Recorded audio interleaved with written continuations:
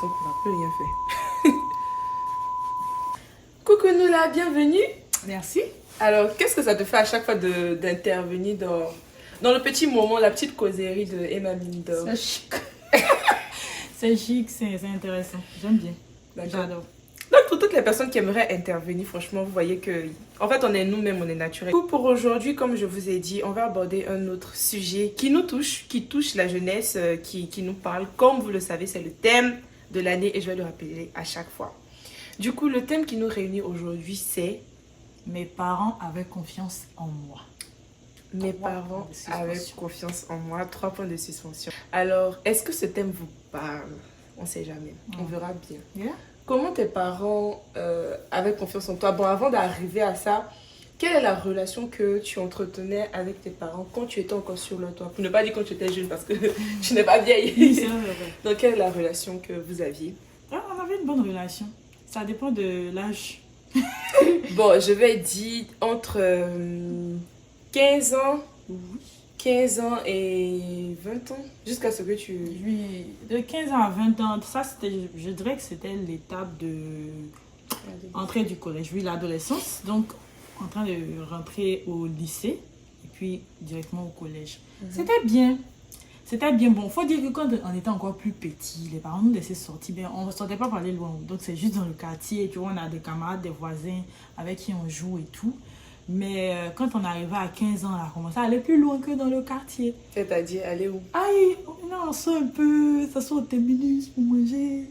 Et puis, à 15 ans, là, tu partais, toi, avec tes camarades de terminus pour manger? oui, on partait au terminus pour manger. 15 ans, tu partais 16 loin. 15 ans, 16 ans, je partais au terminus pour manger. Et puis en fait, c'était les heures aussi avaient changé. Avant, là, quand on sortait, on revenait forcément. On est 18h, on est à la maison. C'est quand les lampadaires s'allument. Quand les lampadaires s'allument, c'est il est là d'aller la C'est il est là de rentrer. Donc c'est comme ça qu'on faisait. Mais après ça, là, quand le lampadaire s'allume, c'est là même on commence. C'est là même l'amusement commence. Donc c'est vers les 18h on commençait à sortir. Ok. Et puis on revenait vers les... Parfois 22h, un jour on est venu vers les minuit carrément en fait. Tellement que la causerie était chic dans nos... Quand il dit on, il parle de moi et puis ma grande soeur. Ta grande soeur, ok. Voilà, parce qu'en général, il sortait beaucoup avec elle. Ok, d'accord. Et la deuxième question, c'est quelle est la relation que tu avais avec tes parents dans cette tranche d'âge? Bon, c'était une bonne relation. Je dirais, par rapport au thème, je dirais que les parents avaient confiance en nous. Bon, en moi. Ouais, bon, aujourd'hui, c'est toi qui bon, es là, moi, elle sera témoigner. Voilà, je dirais confiance en moi. Donc, comment? Qu'est-ce qui te fait dire c'est-à-dire que moi, j'avais pas le genre de parents où, quand tu sors, ils t'appellent beaucoup pour dire tu es où et tout. C'est vrai que ça arrive que si c'est tard, mes parents vont m'appeler. Ils vont m'appeler, ils vont demander, mais vous êtes où? Et puis, tu es où? Et puis, tu rentres pas. J'ai dit juste que je suis quelque part là, je suis en train de manger. Et puis, moi-même de base, il ne montait pas comme ça. J'ai dit que je suis pas quelque part, et puis il a dit que je suis quelque part d'autre. Franchement, et puis, aussi, un truc qui était important, ce que je pense qui a fait que j'avais une bonne relation aussi avec mes parents, c'est que mes parents connaissaient mes amis. Ça, c'est un point très important. Oui, mes parents connaissaient bien mes amis, et puis la plupart de mes amis, c'était des amis de l'église. J'avais quelques amis de l'école. Mais même les amis de l'école, mes parents les connaissaient parce que j'arrivais toujours à les faire venir à la maison. Donc, soit ma maman les rencontre et tout. Et moi, mes parents n'ont aucun problème que j'ai des amis garçons. Franchement. Parfois, même il y a des jours où ma maman est venue me trouver, je suis dans la maison avec mes amis garçons. Elle n'a jamais fait quelque chose. Elle n'a pas fait de scène. De scène, jamais. Elle s'est pas dit, mais ils étaient seuls. Ils étaient seuls. Est-ce que quelque chose s'est passé? Non, jamais, jamais, jamais. Et je dis que ça part aussi de comment genre, tu te comportes. Ah, j'aime bien comment tu as mis tes cheveux. Désolée. Ça part de comment tu te comportes avec les parents, en vrai. Qu'est-ce que tu disais, genre, comment tu demandais la permission? Qu'est-ce que tu leur disais, par exemple, tu voulais partir au terminus ou bien quand tu disais, J'ai dit, quand ma maman à la maison, je lui dis, maman, on est en train de sortir. Je lui dis pas, genre 2 jours, 3 jours en avance, parfois qu'on est sur le pays. Sérieux? Parce qu'elle est sortie là même, c'est sur le coup. Quand on se retourne, on dit, hé, vous là, on a allé quelque part, puis c'est là, en même temps, il dit à maman, on s'en va, t'es pas là. À l'heure là. Et puis quand elle, c'est juste qu'elle boude un peu, genre, à l'heure là. Vous allez partir avec lui, oh maman, laisse. Parfois même, on laisse la route et puis on dit. Et puis vous entendez du coup. On dit laisse. Donc tu ne demandais pas par exemple les permissions 2 jours, 3 jours avant. Non. Donc c'est jamais arrivé qu'il y a un événement qui est préparé et tu demandes la permission genre 2 jours, 1 jour, 3 jours avant. Oui, ça arrivait. Ça arrivait, mais ce qui était plus spontané, c'était sur le coup. Sur le coup, on faisait ça. Et puis parfois aussi, il y a des jours même où j'oublie de demander la permission. Et c'est quand je suis dehors que je me rappelle ce que je fais. J'appelle ma maman pour pour lui dire, ah maman, tu m'en es dehors, hein, donc si tu nous cherches, si tu nous cherches, voilà, traverse le côté là, donc on va rentrer, pas t'inquiéter. Et puis il faut dire que quand tu es fille là, quand tu sors de la maison, il faut t'arranger à ce qui doit être fait dans la maison. Attends. Bon, tu vas trop vite. Okay. Ça, c'est une autre étape. La question que je voulais te poser, quand je te posais cette question-là, c'était comment tu te comportais, parce que tu disais que tes parents avaient confiance en toi. Donc, comment tu te comportais en tant qu'enfant, c'est-à-dire à la maison, pour que tes parents, en fait, aient confiance en toi pour vraiment te laisser aller, te laisser prendre cette légèreté, on peut dire, de sortir sans qu'ils ne se soucient ou bien de venir te trouver avec un garçon et puis ne pas se dire, mais les enfants là, une fille, un garçon à la maison, je dirais pas que je suis parfaite. Ce serait très, très, très c'est clair. que je suis parfaite. Mais moi, particulièrement, je vais pas dire dans ma jeunesse parce que je suis toujours jeune, mais il y a dit dans mon adolescence, genre le début de l'adolescence, j'étais vraiment pas très garçon. Voilà. C'est-à-dire que une maman, quand elle voit sa fille grandir, quand elle commence à chier garçon, la maman, elle sent ça. Même si elle n'a pas vu, elle sent. Parce que la fille commence à devenir coquette et tout. Donc, tu n'étais pas coquette? J'étais coquette, mais genre, j'étais pas coquette pour garçon. Hein. Et ça, moi, c'est un peu truc. Et puis aussi, je pense que c'est la relation que j'ai avec mes parents. Moi, je suis très communicatrice avec mes parents. Donc, la communication. La communication. Je parle beaucoup avec mes parents. Et maman, depuis que je suis petite, j'échange avec elle. Donc, elle connaît déjà ma mentalité. C'est ça. Et ils ont osé. Parce que faire confiance à son enfant, là, c'est oser. Exactement. Parce que tu peux faire confiance à ton enfant, mais ton enfant te donne une image qui n'est à la maison, mais qui n'est pas lui. Alors que dehors, c'est tout. Donc, franchement, les parents, vous qui faites confiance à vos enfants, vous osez. C'est pas forcément... Facile, parce qu'on ne peut pas se baser sur ce que tu vois. Pour dire que non, comme mon enfant à la maison, il fait ça, il fallait dire. Et ça, c'est les pires même. C'est les pires, mais ils osent. Ils disent que, oh, moi, j'ose croire mon enfant. J'ose croire que je lui ai donné une bonne éducation. J'ose croire que, voilà, elle ne va pas faire n'importe quoi. Et puis, ça arrive de faire n'importe quoi, mais les parents osent croire que même quand j'ai fait n'importe quoi, après, mon meilleur me rend compte qu'ils sont en train de faire n'importe quoi. Mais si je ne suis pas venue dire que maman, il a fait ça, il a fait ci, il a fait ça, mais ils ont confiance en ce qu'ils ont mis en moi, en fait. Oui, ils ont confiance. C'est fort, ça. Oui, ils ont confiance en ce qu'ils ont mis en moi. Et puis les parents, là, quand très tôt, donnez les bonnes choses à vos enfants. Donnez les bons trucs. C'est-à-dire que quand ils sont encore petits, parce que c'est quand on est petit qu'on peut prendre ces les bons rudiments. Voilà. C'est ça, rudiments, en fait. C'est la bonne nourriture, là, c'est quand on est petit, on peut manger. Et c'était quoi? C'est quoi ce que tu appelles les bons rudiments? Moi, ma maman, par exemple, ma maman, elle m'a fait un truc que je suis toujours reconnaissante à elle jusqu'à aujourd'hui. Quand j'étais encore toute petite, c'est-à-dire j'étais à l'école, peut-être on avait 6 ans. Nous, ceux qui ont fait l'école, savent, la première classe de ceux qui ont 6 ans, Beraka, tout ça. Il y avait un livret qu'on appelle le lecteur de la Bible. Que ma maman a acheté pour moi. Il était encore petit, je ne savais même pas encore lire bien. Lecteur de la Bible. Lecteur de la Bible qu'elle m'a donné. Donc ça fait que dans le lecteur, pour ceux qui ne savent pas, c'est-à-dire il y a un passage biblique chaque jour. Donc chaque jour que tu te lèves, il y a un petit passage, tu prends ta Bible, tu lis. Et moi, à l'époque, j'aimais bien lire. Parce que je voulais apprendre à lire. Et ça fait que j'aimais bien. Maman m'a donné ce livret-là. Et donc, chaque jour, c'était comme un amusement pour moi. Je veux voir ce qu'on va dire de lire aujourd'hui. Je me levais, je prenais le passage du jour, je prenais la Bible et puis je lisais. Mais inconsciemment, c'était en train de rentrer en moi, en fait. Moi, je lisais pour lire, mais... Par curiosité. Voilà. Et comme la Bible dit, la parole de Dieu ne va pas sans avoir fait d'effet. Yes, donc, par exemple, je donne un exemple clair. Comment quelqu'un peut juste lire la Bible, personne ne lui a parlé, mais il se convertit. C'est juste en lisant la Bible, en fait. L'effet que ça produit dans le cœur. Donc, moi, j'étais toute petite, je lisais la Bible pour m'amuser, mais en vrai, c'était une graine qui était en train de grandir dans mon cœur. Et très vite, moi, j'ai eu la conscience de Dieu. J'ai eu la conscience de la crainte de Dieu, parce qu'il dit du péché, en fait. Parce que quand je vais mentir, je sais que j'ai lu dans ma Bible. Je sais. Et puis, bizarrement, j'avais un truc, Emmanuel, qui faisait trop rire. C'était quoi? Chaque jour que je lis la Bible, c'est comme si ce que je fais dans la journée, quand je lis, c'est ce qui se passe, en fait. C'est-à-dire que si, actuellement, je suis en train de... C'est pas comme je dis, strangle, je me bats avec par exemple, mensonge ou bien avec Jean Collet. Bizarrement, le passage du jour va tomber. C'est comme une coïncidence. Comme une coïncidence. Et c'est comme si Dieu me parlait tellement au travers de ce lecteur-là. Et chaque année, parce que c'est chaque année que ça sort, chaque année, maman me donnait ça. Moi, je pense que ça a été la base de mon éducation, franchement. Parce que moi, j'ai pas vraiment des parents qui vont venir s'asseoir te donner conseil et dire, ma fille, Faut pas faire tu ci, sais, dans la faut pas vie faire ça. et tout. Non, j'avais pas des parents comme ça. Hein. Ils avaient pas, il n'y a pas dit qu'ils n'avaient pas le temps, mais je sais pas, ils n'avaient pas ce truc-là. Yeah. Mais c'est plus au travers de c'est ce petit plus cadeau-là qui a petit créé, cadeau, en en fait, tout. qui a fait que jusqu'à aujourd'hui, Tu es celle que tu es. je suis celle que je suis, en fait. Et voilà. Ça fait que je pense que ma maman, même dans ma croissance, elle a vu comment j'ai grandi. Donc, elle a vu que j'ai pas fait beaucoup de bêtises, De chichi en tant de que chichi. jeune. Donc, même si je dis que je sors, que je vais quelque part, elle n'est pas en mode, mais elle va aller faire n'importe quoi. Elle est sereine. Elle en est fait. sereine. Elle te Pareil fait- que te mon fait papa, confiance, lui, pareil. lui, si tu connais pas mon papa, tu as pensé qu'il s'en fout de nous carrément. Lui, tu vous as sorti même là, c'est quand vous venez même, il vous salue comme si, voilà, rien. Mais tellement lui, il a une confiance aveugle. Parfois même, c'est dangereux. C'est un peu dangereux. C'est un peu dangereux, mais oui, c'est ça. C'est la Ok. relation, jusqu'à aujourd'hui, c'est pareil. Et jusqu'à aujourd'hui, tu as gardé les mêmes choses comme Oui, tu parce dis. que faire venir son enfant aux États-Unis, c'est une preuve de confiance. Parce que il y a des parents qui n'envoient pas leurs enfants aux États-Unis, pas parce qu'ils n'ont pas les moyens, mais parce qu'ils n'ont pas confiance.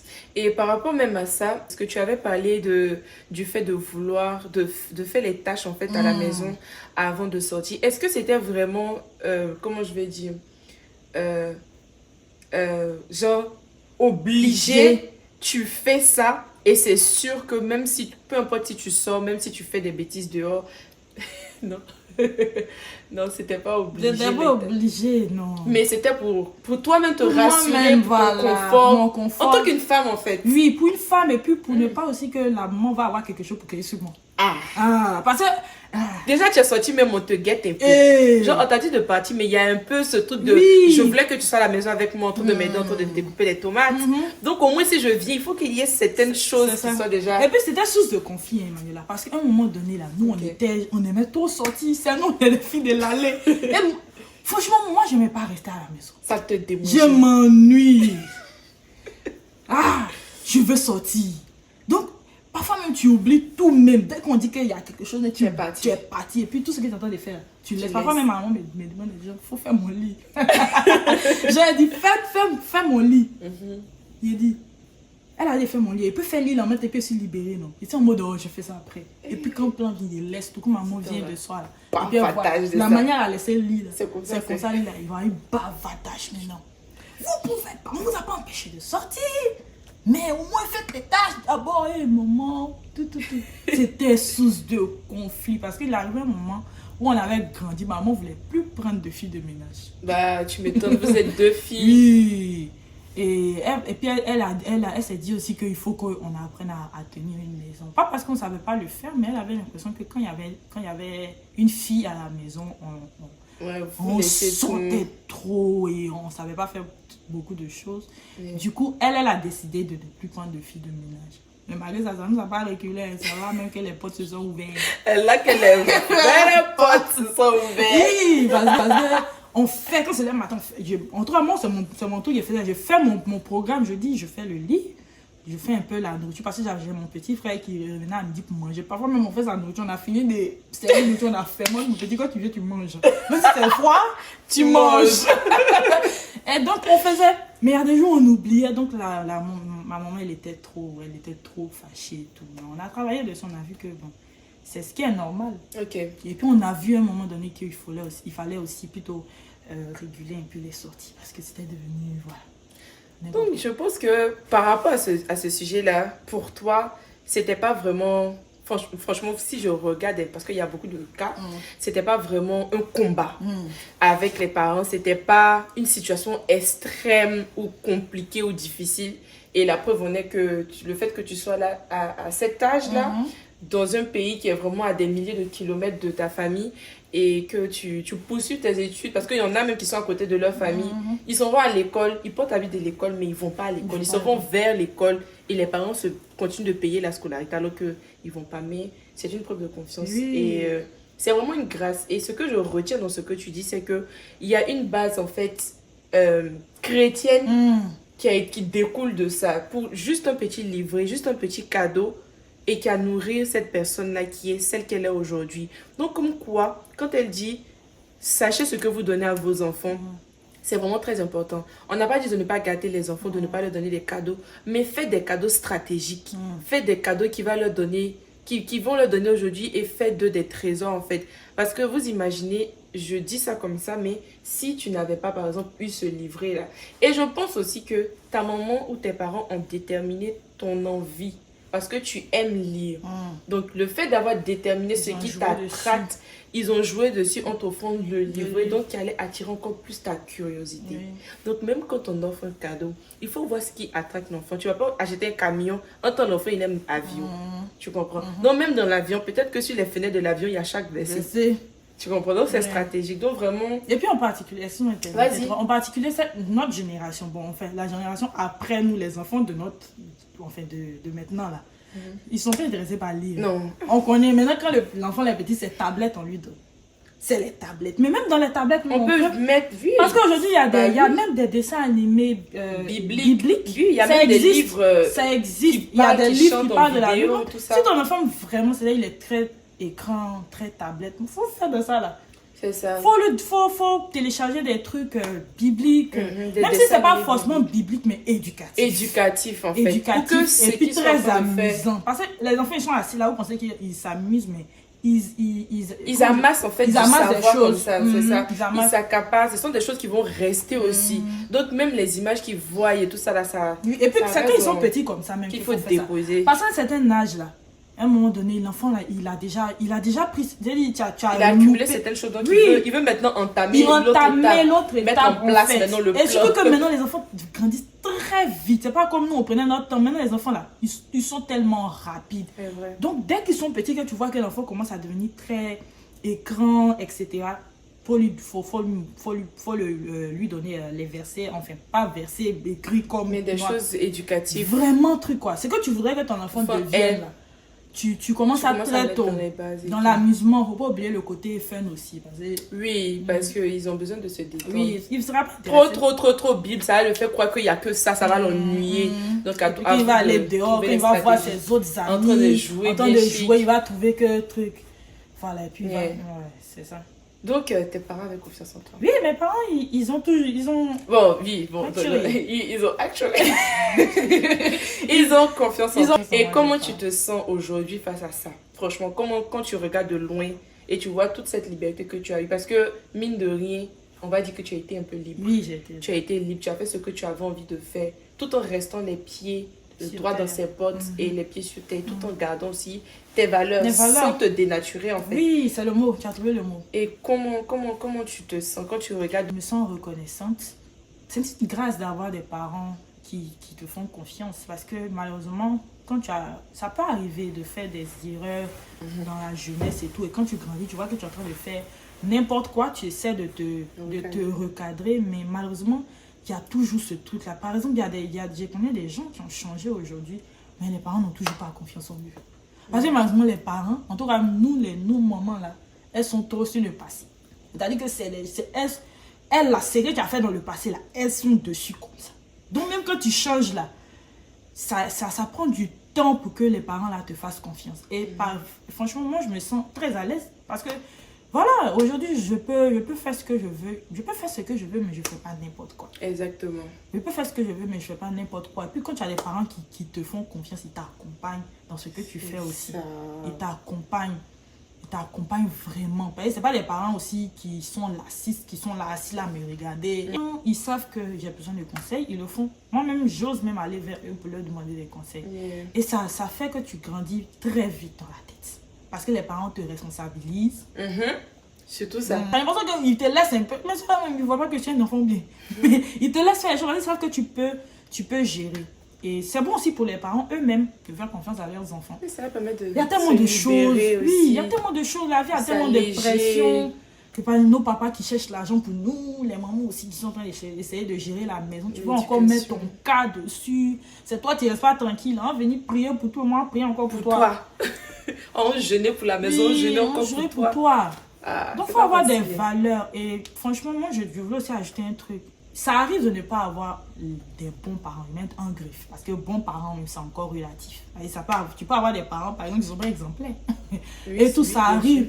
Donc, toi, tu vas peut-être attendre un certain... que tes parents te donnent des valeurs, etc. Comme moi, on m'a donné le lecteur. Ça peut arriver que tu aies un parent qui n'a pas ce réflexe-là. Exactement. Mais toi-même, faut prendre conscience aussi pour faire ce qu'il y a à faire. C'est vrai que petit, c'est pas évident. C'est la grâce de Dieu. Mais quand tu as grandi, toi-même, il faut te responsabiliser. C'est ça. Il n'est pas trop tard, en fait, pour repartir, pour reprendre certaines bases. Il n'est pas trop tard. Comme quoi, il n'est pas trop tard pour se reconstruire, même pour apprendre. Il y a des personnes de 50 ans aujourd'hui qui vont encore à l'école.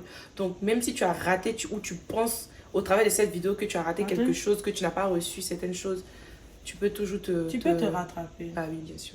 Alors, donc, toi, dis-moi un peu. C'était comment ta relation avec les parents? Bon, du moins, c'est comment ta relation avec les parents? Plutôt, bon, on va aller dans le premier temps. Allons sur l'adolescence. C'est-à-dire, quand tu étais jeune, vraiment, tu as donné à couper. Tu as coupé. Si c'est dans la forêt noire, fourmi noire, super noire. Non, mais je suis très transparente, en fait.